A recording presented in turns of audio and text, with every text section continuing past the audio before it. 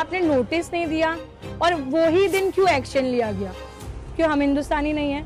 हमें बुरा नहीं लगेगा? मीरा रोड में हो गया, उसके बाद ये मोहम्मद अली रोड पे 40 दुकानें तोड़ी है। कम्युनल टेंशन को बढ़ाने का काम हो रहा है। मुंबई के पास का मीरा रोड इलाका, जहां 21 जनवरी को सांप्रदायिक तनाव हुआ, हिंसा भड़की और फिर बुलडोजर से दुकानें तोड़ी गईं। इसके बाद जिंदगी पटरी पर तो लौट आई है, लेकिन लोगों के कई सवाल बाकी हैं।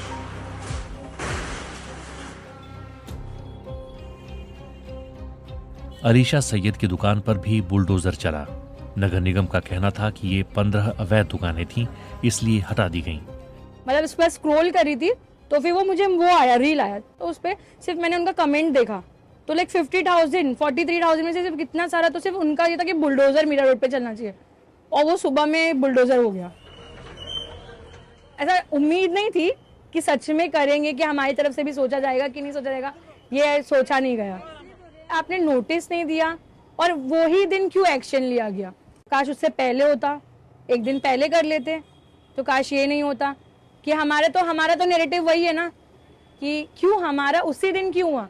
क्यों हम हिंदुस्तानी नहीं है? हमें बुरा नहीं लगेगा? अलीशा की तरह कई दुकानदारों ने बीबीसी को बताया कि नगर पालिका ने कोई नोटिस जारी नहीं किया। कुछ लोगों ने यह भी कहा कि वो कई सालों से बिजली बिल का भुगतान कर रहे हैं। दिलचस्प बात यह है कि 21 और 22 जनवरी को नया नगर इलाके में सांप्रदायिक हिंसा के बाद 23 तारीख को ये कार्रवाई की गई। इस कार्रवाई के बाद फिर से मीरा रोड के सेक्टर 3 में कुछ गाड़ियों पर हमला हुआ, जिसमें अब्दुल हक चौधरी के ट्रक का नुकसान हुआ और उनका ड्राइवर जख्मी हो गया। इसके दूसरे ही दिन 24 जनवरी को मुंबई नगर निगम ने दक्षिण मुंबई में मोहम्मद अली रोड पर इब्राहिम मर्चेंट स्ट्रीट पर लगभग 40 फेरी वालों और दुकानों के खिलाफ कार्रवाई की। नगर निगम का कहना है कि ये गैर कानूनी थे। हुसैन नूरानी का नूरानी मिल्क सेंटर पिछले 88 सालों से यहाँ है। उनका मानना है कि ये कार्रवाई मीरा रोड की घटनाओं की पृष्ठभूमि में की गई है। 8:30 बजे वो लोग आए, अचानक से बिना नोटिस के वो लोग ने तोड़ना चालू कर दिए। कुछ हम लोग के इसके बारे में कोई जानकारी नहीं थी हमारे को। हमारा स्वीट्स की शॉप है, तो कस्टमर्स पे इफेक्ट पड़ा, कस्टमर्स के ऊपर बहुत बड़ा असर पड़ा। और दूसरी बात, हमारा जो कैनपी है बाहर फोल्डिंग छपरा है वो तोड़ दिया गया। सिलेक्टेड कुछ लोग इंक्रोचमेंट तोड़ रहे थे वहाँ मीरा रोड में। जो हुआ उसके बाद में ऐसा अचानक से उसके सेकेंड डे होना, ये सब उससे कनेक्ट करता है।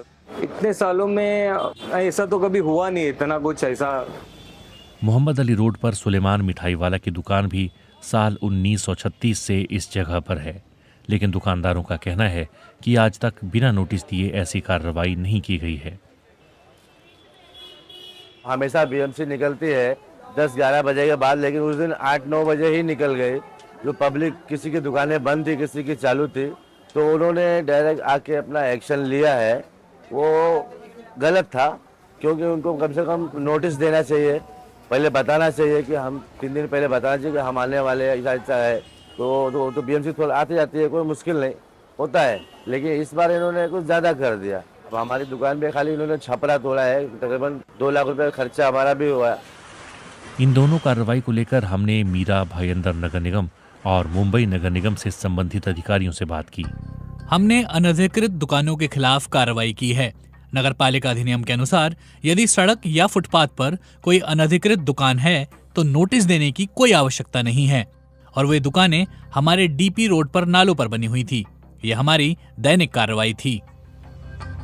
मोहम्मद अली रोड पर कार्रवाई के बारे में मुंबई नगर निगम के एक वरिष्ठ अधिकारी ने बीबीसी से बात करते हुए कहा, जब हम सफाई अभियान के लिए क्षेत्र में गए तो हमने सड़क पर पाए जाने वाले फेरी वालों, स्टॉल के खिलाफ कार्रवाई की।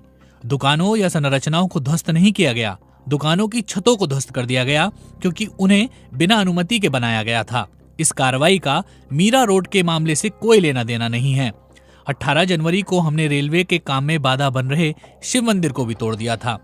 ये सामान्य कार्रवाई है, सब कुछ नियमानुसार चल रहा है। नगर निगम की सीमा के भीतर अवैध दुकानों या फेरी वालों पर उस नगर निगम के अधिनियम के अनुसार कार्रवाई की जाती है, लेकिन मुंबई नगर निगम के सेवानिवृत्त प्रशासनिक अधिकारी गोविंद खैरनार का कहना है कि दुकानें तोड़ने या कोई भी कार्रवाई करने से पहले नोटिस देना पड़ता है। अगदी फुटपाथवर नगर निगम के एक्ट के तहत अगर फुटपाथ पर कोई आवासीय विज्ञापन है तो उसे बिना सूचना दिए नहीं हटाया जा सकता।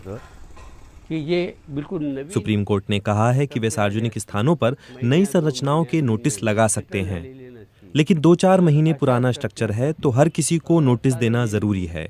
कानून के मुताबिक 351 का नोटिस 7 दिन के अंदर देना होता है। इसके बाद 7 दिनों के भीतर जवाब मिलने की उम्मीद है। बिजली हो या ना हो, अनाधिकृत निर्माण को ऐसे ही नहीं तोड़ा जा सकता।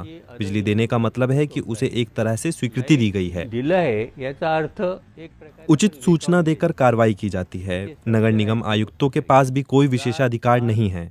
जाति, वर्ण और धर्म का विचार किए बिना कानून के मुताबिक कार्रवाई की जानी चाहिए। आणि जी काही कारवाई करायची असते ती कायद्याप्रमाणे करावी। मीरा रोड के नया नगर में बुलडोजर कार्रवाई के तुरंत बाद दूसरे दिन मोहम्मद अली रोड पर अनाधिकृत दुकानों पर कार्रवाई की गई। ये दोनों इलाके मुस्लिम बहुल हैं। सिर्फ मुस्लिम बहुल इलाकों में ही कार्रवाई क्यों की जा रही है? विपक्ष और सामाजिक कार्यकर्ता ये सवाल उठा रहे हैं। उनको एक सबक सिखाना था कि अगर आप इसका उत्तर दोगे तो फिर हम डेमोलिश करोगे। तो मेरा रोड में हो गया, उसके बाद ये मोहम्मद अली रोड पे 40 दुकानें तोड़ी है और एकदम गरीब लोग की दुकानें तोड़ रही है। ये जो रोज कमाने वाले लोग हैं कि एक जगह पे कम्युनल टेंशन को बढ़ाने का काम हो रहा है। ये यूपी का बुलडोजर फॉर्मूला लेकर आ जाते हैं।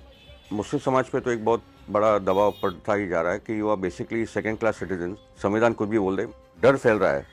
और क्या है कि दोनों तरफ को डरा के रखा है। हिंदू समाज भी डर रहा है, मुस्लिम समाज भी डर, एक दूसरे से डर कि भाई ये, और डर से ही नफरत आती है, नफरत से हिंसा आती है। तो डर को निकालने का एक ही तरीका है कि दोनों समाजों के जो समझदार लोग हैं वो लगातार साथ में बैठे। बुलडोजर कार्रवाई की ऐसी शुरुआत सबसे पहले उत्तर प्रदेश में योगी आदित्यनाथ के कार्यकाल में हुई थी। तब उन्हें बुलडोजर बाबा भी कहा गया था।